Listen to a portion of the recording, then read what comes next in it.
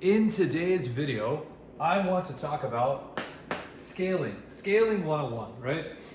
In each phase of business, there's going to be different things you need to do and different things you need to focus on. I'm going to keep this one a really short video, so let's get right into it, right? If you are not even at a 5-figure level yet, right, what you need to focus on is imperfect action, hustling, and making sales. That's really it. Now, when I say 5 figures, I mean annually. I don't mean on a monthly basis. So this would be 4 figures a month, 5 figures a month, 6 figures a month, 7 figures a month, right? Each of these is a different stage of business. Everybody starts at a different point. Most of us start at this point. Some people start at this point, but everybody goes through a similar journey on the same steps, right?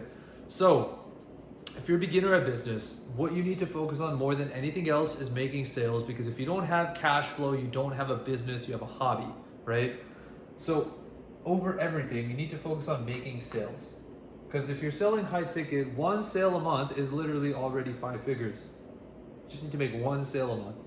And if you make 3 sales a month, then 4 sales a month rather at 3K, you hit the 6 figures. So you need to focus more than anything else on imperfect action. Like, don't worry if you're doing it right, just do it. Just keep executing, keep hustling, keep doing the work, just keep moving forward. Don't stop, be consistent, go the extra mile, work hard, make sales. And as you do more of it, you will naturally get better, and you'll also start understanding what to do and what not to do. It's like anything else, the more you do, the better you get at it, and you'll just naturally develop a sense, right? Now, let's go to the 6-figure point. So if you're making 6 figures, this is like 10K a month, anywhere from 10 to 100K a month. If you're in the 5 figures a month point, making 6 figures, what you need to focus on is you need to get smoother with the sales. Underline that. Because at this point, you're probably not like a very smooth, sophisticated, charismatic, high-ticket closer, probably coming off a little bit more salesy, a little bit more pushy, maybe a little bit more needy and desperate. At the 6-figure point, you want to get smoother with this. You want to really just not even have to sell people. You want to get really good at closing to the point where you're not the one closing. The prospect closes themselves, and they just want to give you their money because you are just really valuable, right? You also want to start focusing on marketing. Like, learn marketing 101. Learn the fundamentals of copy, learn the fundamentals of content, organic marketing, paid advertising, marketing 101. Start laying the foundation. That's going to get more important. You're going to need more lead flow, because in order to close, you need leads. If you suck at closing, you can make 1 sale for every 10 decent leads. As you get better, that'll shorten. You can make 1 for every 5, 1 for every 3, 1 for every 2. Like, you can get really good. The smoother you get at sales, your closing rate can go as high as like 70, 80%, maybe even 90 if you're really, really good, right? You also want to be consistent. Consistency is everything. Consistency plus momentum. Because if you don't have momentum, you will lose your consistency. Consistency and momentum go together. Like, success is literally like directly proportionate to your consistency and your momentum. In fact, I have an equation for success, right? I'll even write it right here. I gave this to my copywriting team about a month and a half ago, and ever since we've been making rapid progress, like absolutely ridiculous progress, right? Success equals consistency times momentum, in parentheses, times focus. Like, this is literally the equation to success right here. Success equals consistency times momentum multiplied by your focus. The more focused you are, the more consistent and momentum you have, the more successful you'll be. If you have momentum but you don't have consistency, let's say that this is 1 and this is 111, you're only going to have 111. But let's say that this is 11, now you have way more. You have like 1,000 times focus, and let's say that this is 1,000. Well, you can do the math here, right? Like, this gets really, really powerful very, very quick. And the thing is, consistency creates momentum. Literally. Consistency creates momentum.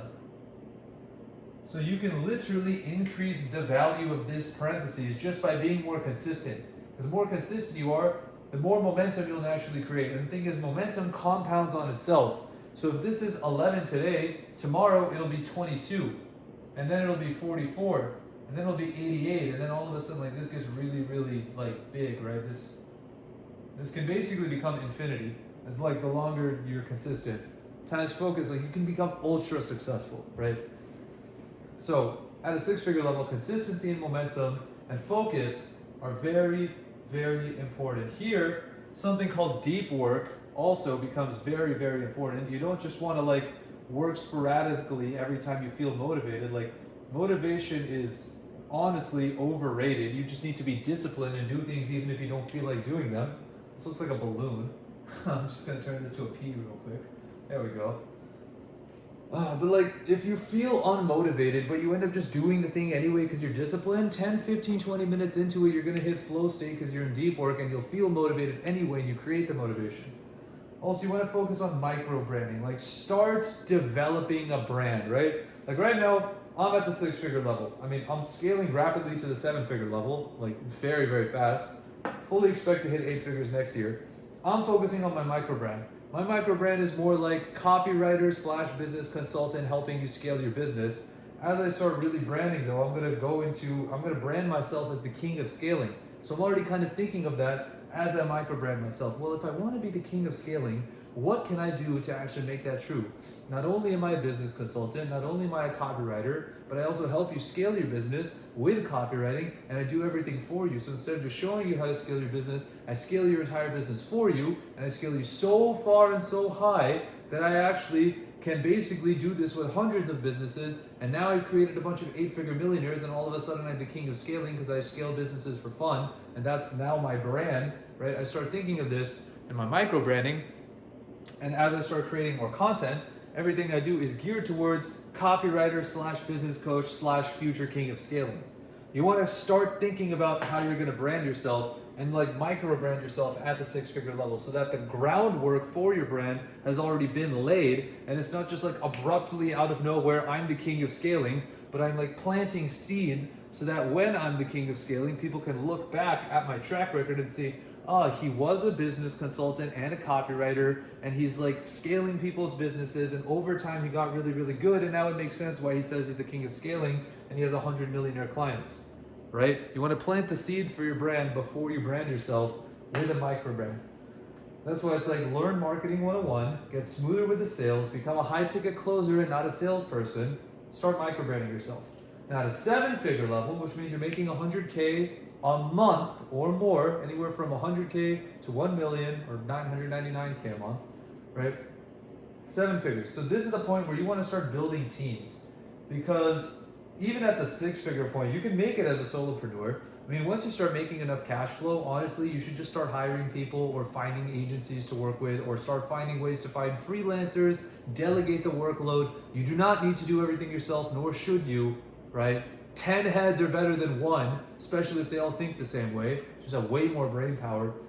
You want to start building A-player teams, and you want to be able to delegate things like appointment setters, closers, copywriters, ads managers, content creators, email marketers, like everything, right? You want to start delegating things that do not require your personal attention. Anything that is not coaching clients or providing your service, that should be delegated. Find the right people. Don't just hire any random schmuck. Find the best, pay them what they're worth, delegate. You can get more done, increase revenue, increase cash flow, less work on your end, right? Also, you want to master copywriting and sales, because this is literally the foundation of your business. Copywriting is going to generate all the traffic you need to give the sales team leads to close, and then sales is going to close all those leads and bring in revenue. When you're building a sales team, you need to be able to train them in how to actually sell properly.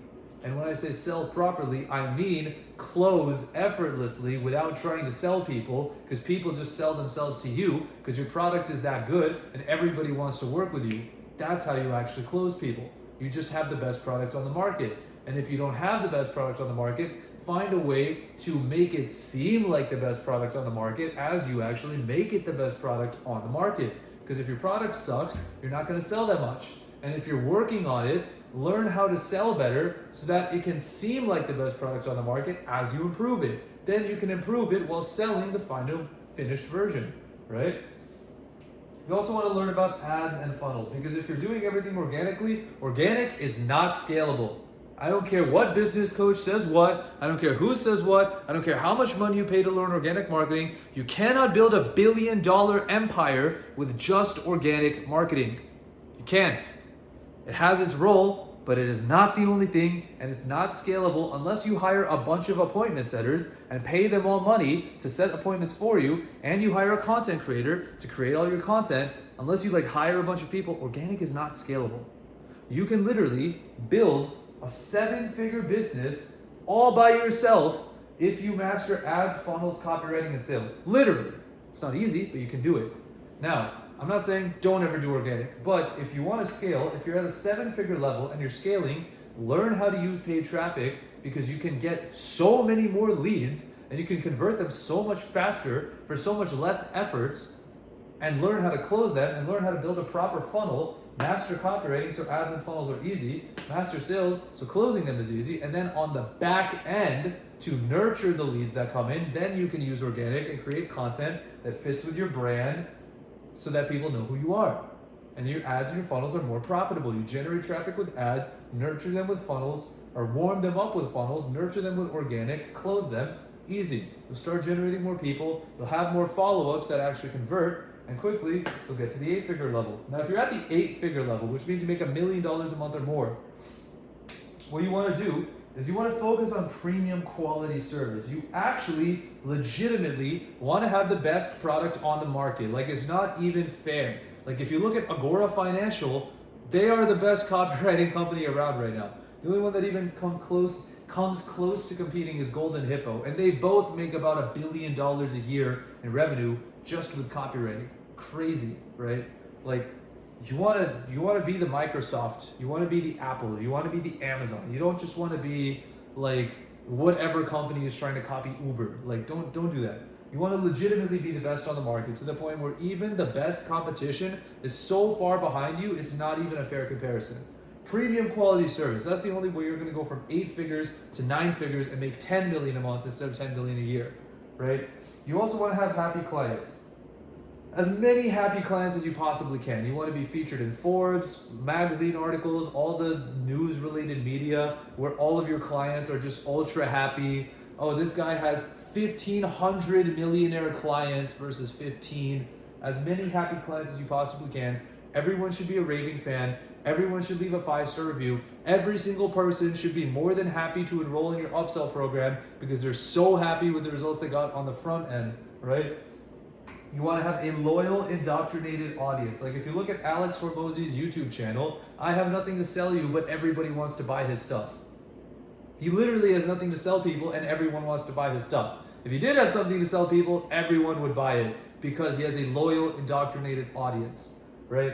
Because it's just it's like pure value. Like, here, the focus is value, like more than anything else. Like, value is important at every single stage, but at 8 figures, if you want to scale to 9, this is your goal, because everybody can hire salespeople, everybody can hire copywriters, everyone can do marketing, ads, and sales. What separates everybody? Everyone knows, like, everyone at this level, they have closers, they have copywriters, they know the game, they know how to get attention and sell people. What separates them? What separates Closers.io and elite CEOs from every other business coach? They have more value. What separates Agora Financial and Golden Hippo from every other marketing agency? They have more value. They're more valuable. Like, you're just getting more value from the same amount of money, right? Super important. You also want to be super high ticket. Like, if you're at an 8-figure level, you do not want to have a single thing lower than like 15K on the front end, like minimum. Anything lower than a 5-figure sum, you're doing yourself a disservice. Personally, I mean, depends on your offer. If you're just like a coaching program, then obviously you can't charge like 50 grand up front.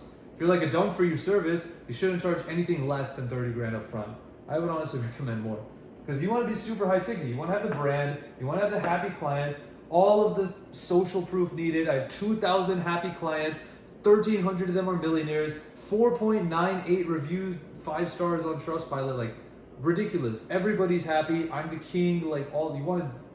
Massive, just, you can't say no. Like, I'm the king, I'm the shark, I'm the king of the ocean, like, I'm Poseidon, you're in my palace. That way, when you have like a super high ticket price, it makes sense. It's not just like Fred the flea market merchant saying pay me 30 grand. It's Poseidon is like, hey, pay me 30 grand and I'll let you stay in my palace. It's a different level, right? If it's cheap, 1, you're not going to make money. Two, people are gonna be like, what? Why is it so cheap? If you're selling for 5K and you're at an 8-figure level, what are you doing, right? You also wanna have A-player teams operating at 300%. So it's like one thing where everyone's operating at full capacity, but you wanna be able to push people beyond their limits and have them consistently operate beyond their limits, because humans are actually limitless. We don't have limitations, we just place them in our own minds. You need to find a way to motivate, discipline, and push your teams to consistently operate at 3x what they believe their capacity to be. You'll get more work done, you'll move very fast, your team will be extremely self-sufficient, they'll be very highly motivated, high output of work, your entire team will be doing deep work for you, and you're just gonna scale very, very fast. If someone's like, oh, I can only make 100 cold calls a day, find a way to get them to make 300. If someone's like, I can only make 200 cold calls a day, find a way to get them to make 500 or 600. Will they actually be able to make 600 dials? Maybe not. If they shoot for that goal, are they going to do more than 200? Definitely, right? You get the point. Also, delegate literally everything that is not executive level. Anything related to sales, delegate. Copywriting, delegate. Content, delegate. Hiring, delegate. Firing, maybe delegate, maybe take personally. That's more executive level, right? Emails, delegate. Business meetings, depending on what kind of meeting it is, delegate. Does it involve the macro level application of the company? No, delegate, right? Delegate literally everything that is not executive level. You should only be focused on product or client fulfillment to a degree. Like you should also have coaches, client success managers to delegate that to, but you also want to still oversee that. And then executive level decisions on like what's going to happen with the business, where are we going, anything like taxes, finances, delegate. Hire a CFO, tech setup, delegate. Like you want to have an army of Spartans working for you, doing exactly what you say, and then you're just the general commander just leading them forward to victory, right? Hope that all makes sense. That's Scaling 101. That's going to do it for this video. If you like it, leave a comment down below, leave a like so the algorithm pushes this video, and I will see you in the next one. Ciao.